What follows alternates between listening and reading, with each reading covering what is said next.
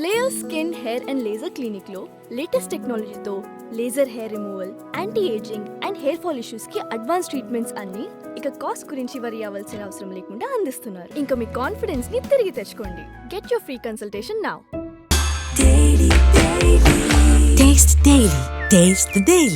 ఈ వీడియోలో ఉన్నది రోజా, జోగి వీళ్ళేనా లేకపోతే ఇంకెవరైనా ఉన్నారా? అసలు నిజమేంటో ఈ వీడియోలో మనం చర్చించుకుందాం. ఒకసారి దానికంటే ముందుగా ఈ వీడియో ఒకసారి ఏముందో చూడండి.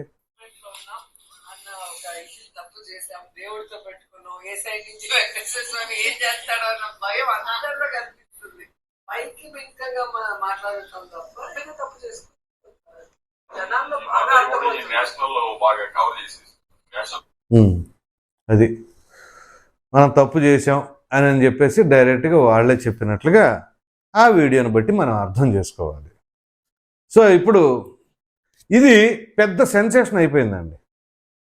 వీళ్ళు అంటే లోపల 4 గోడల మధ్య వాళ్ళు ఉన్న సందర్భంలోనే ఈ రకమైన వ్యాఖ్యలు బయటకు వచ్చినాయి. సో ఇప్పుడు ఈ వీడియోని రికార్డ్ చేసింది ఎవరో ఒకటి, సరే ఎవరు చేసినా మంచి జరిగింది, మంచి బయటకు వచ్చింది, విషయం జరిగింది ఏంటి అని చెప్పేసి ఒకటి. ఇప్పుడు దీన్ని వైసీపీ వాళ్ళు ఇంకొక వర్షంలో చెప్పే అవకాశం కూడా లేకపోలేదు. అదేంటి, అక్కడ ఉంది రోజా జోగీలు కాదు ఏఐ ద్వారా చేశారు అని చెప్పేసి అన్న చెప్తారు. ఎందుకంటే మనం ఆ గోరంట్ల మాధవ్ వీడియో అప్పటి నుంచి చెప్తూ ఉంటారు కదా, మార్ఫింగ్లు లేకపోతే గ్రాఫిక్స్ మ్యానిపులేట్ చేశారు, ఈ రకంగా చేశారు, ఆ రకంగా చేశారు. ఇప్పుడేమో ఏఐ, ఇప్పుడు కొత్తగా వచ్చిన టెక్నాలజీ కాబట్టి ఏఐ వాడేసి ఈ రకంగా చేశారని చెప్పేసి చెప్తారు. సో దాన్ని ఏమని మాట్లాడుకోవాలి ఇప్పుడు అసలు ఇది ఇంత వైరల్ అవటానికి గల కారణం ఏంటి? జోగి రమేష్ ఇంటికి రోజే వెళ్ళారు, ఏది పరామర్శకి. ఎట్లాగ జగన్మోహన్ రెడ్డి గారు వస్తున్నారు కాబట్టి మనం ముందుగానే వెళ్దాం అనుకున్నారేమో తెలియదు, కానీ మొత్తానికి వెళ్ళిన తర్వాత అక్కడి నుంచే నిన్న కొన్ని మామూలు వ్యాఖ్యలు కాదు, కొంచెం గట్టిగానే మాట్లాడారు. సరే, అది వాటి గురించి తర్వాత మాట్లాడుకుందాం. ఆల్రెడీ నిన్న వీడియోలో చేసాంలే.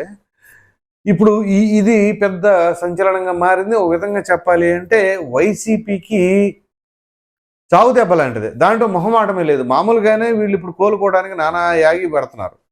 ఎందుకంటే అక్కడ ఎన్డీడీబీ రిపోర్ట్లో ఏముంది, అసలు ఏంటి, వీళ్ళు ఏం చెప్తున్నారు, వీళ్ళు ఎంతవరకు క్లీన్ చిట్ ఇచ్చిందని జగన్మోహన్ రెడ్డి చెప్పిన తర్వాత వైవి సుబ్బారెడ్డి ఇంకా డిఫెన్స్లో తోసేసాడు కదా. మనం కూడా దానిపైన వీడియోలో చర్చించుకున్నాం. ఏమిటి అంటే, ఇదిగో అడల్ట్రేషన్ జరిగిన మాట వాస్తవమే, కానీ దాంట్లో పశువుల ఫ్యాట్ అయితే లేదు అని చెప్పి ఆయన చెప్పుకొచ్చే ప్రయత్నం. సో ఇప్పుడు తీరా కట్ చేస్తే రోజుకు ఒక విషయం బయటపడతా ఉంది. సో ఇప్పుడు దీనిని బట్టి ప్రజల్లోకి ఎటువంటి సంకేతం వెళ్తుంది? ప్రజలకు ఆల్రెడీ ఒక క్లారిటీ అయితే ఉందండి. వాళ్ళేంటి, దైవం, ద్రోహం, దేహం ఏదేదో పెట్టుకొని ఫ్లెక్సీలు పెట్టిన భూమన కరుణాకర్ రెడ్డి అనే వ్యక్తి, భూమన కరుణాకర్ రెడ్డి కానీ వైవి సుబ్బారెడ్డి కానీ వీళ్ళ వ్యవహార శైలి అంటే అసలు జగన్మోహన్ రెడ్డి గారు కావచ్చు, వైసీపీ వాళ్ళు కావచ్చు, వీళ్ళు ఏ విషయంలో ఎట్లా మాట్లాడతారు, ఏం చేస్తున్నారు అనేది ప్రజలకి సైతం క్లారిటీ ఉంది. ఇవాళ ఈ కొత్తగా వీడియో విడుదలైనంత మాత్రాన ప్రజలకి పెద్దగా ఏం లేదు, కానీ ఇక గట్టిగా చేతి నిండా దొరికినట్టుగా భావించాలి. మామూలుగా ప్రజలకు ఒక క్లారిటీ ఉంది. ఇక దాన్ని బేస్ చేసుకునేలాగా ఇప్పుడు ఈ వీడియో దొరకడం వల్ల ఇక అయిపోయింది వీళ్ళ చాప్టరు అని చెప్పేసి అయితే చాలామంది అభిప్రాయపడుతూ ఉన్నారు. అయితే ఇక్కడ ఇది రికార్డు చేసింది ఎవరన్నది ఇప్పుడు మొత్తం మనోళ్ళే ఉన్నారు. మనోళ్ళు ఉన్నప్పుడు ఎవరు రికార్డు చేశారు అంటే, ఈ అంశాన్ని లేవనెత్తింది ఎవరు? రోజా, ఆవిడ ఎత్తింది. ఈవిడ లేవనెత్తింది కాబట్టి ఈవిడ మాట్లాడుతూ ఆ పదాలన్నీ కూడా చివరికి జోగి రమేష్ ఏమన్నాడు, అవును నేషనల్ మీడియా కూడా ఈ రకంగా రోజు టెలికాస్ట్ చేయడం వల్ల ఈ రకంగా అయిపోయామని చెప్పేసి. అంటే ఈ పదాలన్నీ మాట్లాడింది ఎవరు అని అంటే రోజా మాట్లాడారు అని అంటే అక్కడ రికార్డ్ అవుతుందన్న విషయం ఆవిడకి తెలిసే మాట్లాడారా, లేకపోతే ఆవిడ మనుషులే రికార్డు చేశారా, ఏం చేశారు? ఇట్లా అనేక రకాలైన అనుమానాలు అయితే ఖచ్చితంగా వస్తూ ఉంటాయి. సో ఈ నేపథ్యంలోనే ఇప్పుడు ఏదో అంటారు కదా, మామూలుగా ఇప్పుడు మురిగే నక్క మీద తాడిగా పెడతాం అని చెప్పేసి మనం మామూలుగా ఏదో పాతకాలపు సామెతలు అవి. ఇప్పుడు అలా కాదు, మూలిగే నక్క మీద తాడి చెట్టే పడినట్టు అట్ట. సో ఆ రకమైన పరిస్థితి కనిపిస్తూ ఉంది. సో మామూలుగా ఇప్పుడు తాడిగా పడితే ఒక దెబ్బ తగులుతుంది, తాడి చెట్టే పడితే చచ్చిపోతాం అన్నట్టుగా. ఎందుకంటే అట్లాంటి చావు దెబ్బ లాంటిది ఇది ఈ ఈ ఒక వీడియో. సో మామూలుగానే మన రోజా మంచి వాక్చాతుర్యం గల వాళ్ళు. ఎందుకంటే ఆవిడ గురించి ప్రత్యేకంగా చెప్పేది ఏముంటుంది. అయితే ఇప్పుడు ఒకవేళ ఆవిడ వీడియో తీపించారు, ఎందుకు తీపించుంటారు అని చెప్పేసి అంటే దానికి కూడా కారణం లేకపోలేదు. ఇటీవల కాలంలో ఆవిడ రాజకీయంగా అంతంత మాత్రంగా ఉంది ఆవిడ పరిస్థితి. ఎందుకంటే అసలు ఆ రేపు అసెంబ్లీ నియోజకవర్గంలో ఆవిడకి సీట్ ఇచ్చే పరిస్థితి కూడా చాలా కష్టతరంగానే ఉంది. ఎందుకంటే ఆ జిల్లాకి సంబంధించి ఉమ్మడి జిల్లాలో పెద్దిరెడ్డి రామచంద్రారెడ్డి గురించి ప్రత్యేకంగా చెప్పుకోనక్కర్లేదు. మొన్న జగన్మోహన్ రెడ్డి గారు ఏదో మొండి పట్టుదలతో ఆవిడకి ఇచ్చినట్టున్నారు. కానీ ఆ జిల్లాలో అసలు రోజాక్ అనే వ్యక్తికి సీట్ ఇవ్వటం కానీ ఏమాత్రం ఇష్టం లేదు అని చెప్పేసి ఆవిడే పలు సందర్భాల్లో చెప్పారు. అంతర్గత రాజకీయాలు చేస్తున్నారు నా పైన, అది ఇది అని చెప్పేసి ఆవిడ అన్నారు. మళ్ళీ దానికి తగినట్టుగా ఇటీవల కాలంలో ఆ నగర నియోజకవర్గంలోనే కొంతమంది సర్పంచ్లు కావచ్చు, ఎంపీటీసీలు వీళ్ళందరూ కూడా రివర్స్ అయిపోయారు. జెడ్పీటీసీలు వీళ్ళందరూ కూడా మేము లేకుండా నువ్వు ఎక్కడి నుంచి వచ్చో అది ఇది అని చెప్పేసి అన్నారు. సో ఇటువంటి తరుణంలో కొంచెం ప్రశ్నార్థకంగానే మారింది ఆవిడ ఉనికి పార్టీకి సంబంధించిన దాంట్లో. సో ఇక ఏం చేయాలి ఏంటి అని చెప్పేసి అనుకున్నారా? సో ఈ రకంగా ఏమైనా సరే చేస్తే పార్టీకి ఏమైనా ఉపయోగం అనుకున్నారా? లేకపోతే ఈవిడ ఇంకేమైనా చేయాలనుకున్నారా? లేకపోతే అసలు ఈ వీడియో ఎవరో సెమ్ఎక్స్ అనామకులు ఏమైనా తీసి విడుదల చేశారా? మనవాళ్ళు అయినా కానీ ఎవరో ఇప్పుడు అన్ని స్మార్ట్ ఫోన్స్ ఉన్నాయండి. ఏముంది, సింపుల్గా రికార్డ్ నొక్కేసి ఎట్లా పట్టు కూర్చుంటారు, మొత్తం రికార్డ్ అయిపోద్ది. ఆ తర్వాత అవసరాలను బట్టి విడుదల చేస్తూ ఉంటారు. ఇప్పుడు ఈ విడుదల చేసిన దాన్ని బట్టి మనం అర్థం చేసుకోవాల్సింది ఏంటి అంటే వితిన్ అవర్స్లోనే దాన్ని విడుదల చేశారు.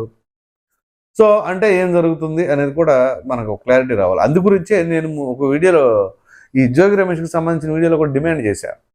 ఏంటి అంటే ఆ ఇల్లు తగలబెట్టింది ఎవరు అనేది కూడా ఆ సీసీటీవీ ఫుటేజ్లు ఉంటే వాటిని విచారణ జరిపితే ఆ రికార్డ్స్ని పరిశీలిస్తే అప్పుడు సీసీటీవీ ఫుటేజ్ రికార్డ్స్ని కూడా ఒకసారి చెక్ చేస్తే మొత్తం బయటపడుద్ది ఎవరేం చేశారు. నిజంగా అందులో టీడీపీ కార్యకర్తలు ఉన్నా, పోలీసులు సహకరించినా వాళ్ళపైన కఠినమైన చర్యలు తీసుకోవాలి. అలా కాకుండా వీళ్ళే ఏదైనా చేసినా వీళ్ళపైన కానీ అదే రకంగా వ్యవహరించాలి. సో అందుగురించే పోలీసులు కావచ్చు, ప్రభుత్వం కావచ్చు అప్రమత్తంగా ఉండి ఇట్లాంటి వాటిని మాత్రం ఎక్కడ ఉపేక్షించకుండా ఉండాలి.